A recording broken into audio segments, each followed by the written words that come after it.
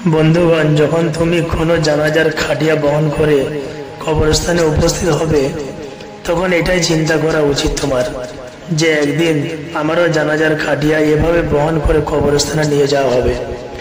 জ্ঞানী সেই ব্যক্তি যে অপরের জানাজা দেখে উপদেশ গ্রহণ করে, আর হতভাগা সেই ব্যক্তি যে অপরের মৃত্যু দেখে শিক্ষা লাভ করে না।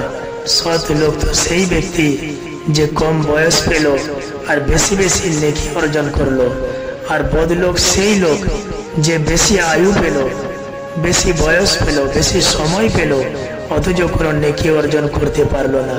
হে জ্ঞানী বন্ধুগণ, তোমাকে যে ব্যক্তি কাঁধে উঠে কবরস্থানে যেতে হবে আর সকলে মিলে তোমাকে এক অন্ধকার ঘরে বন্দি করে দেবে, সেখানে তোমার প্রভু সম্পর্কে জিজ্ঞাসা করা হবে তুমি তাকে স্মরণে রেখেছিলে বা ভুলেছিলে কিনা। তোমাকে শুধু তারও ইবাদতের জন্য পাঠানো হয়েছে নাকি অলসতা ও গোনা অর্জনের জন্য পাঠানো হয়েছে। সুতরাং যিনি এখানে এসেছে তাকেই একদিন এখান থেকে যেতে হবে।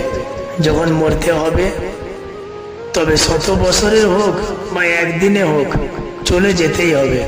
এই মৃত্যুর হাত থেকে কোনো নবী, কোনো ওলি, কোনো ধনী, কোনো গরিব, কোনো ফকির, কোনো মিসকিন, কোনো এতিম, কোনো কালো, কোনো সাদা, কোনো উঁচু, কোনো নিচু বাঁচতে পারেনি আর পারবেও না।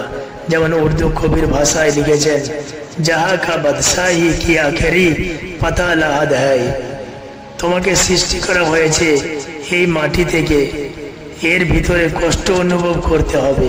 পূর্ব পশ্চিমে একদিন যার বাদশাহীর পরিধি ছিল, অবশেষে একদিন তাকেও 2 গজ মাটির মধ্যে প্রবেশ করতে হবে।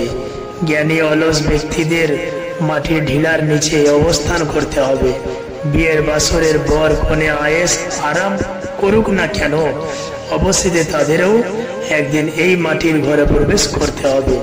যে সময় মৃত্যু আসবে তখন কাউকে এক মুহূর্ত সময় দেওয়া হবে না। ওরে প্রাণের বুলবুলি, যতই তুমি খেলা করো না কেন, আনন্দে ডাক না কেন, অবশেষে একদিন তোমাকে এই মাটিতে কাঁদতে কাঁদতে মিশে যেতে হবে। আল্লাহ পাক বলেছেন, কুল্লু নাফসিন যায়িকাতুল মাউত।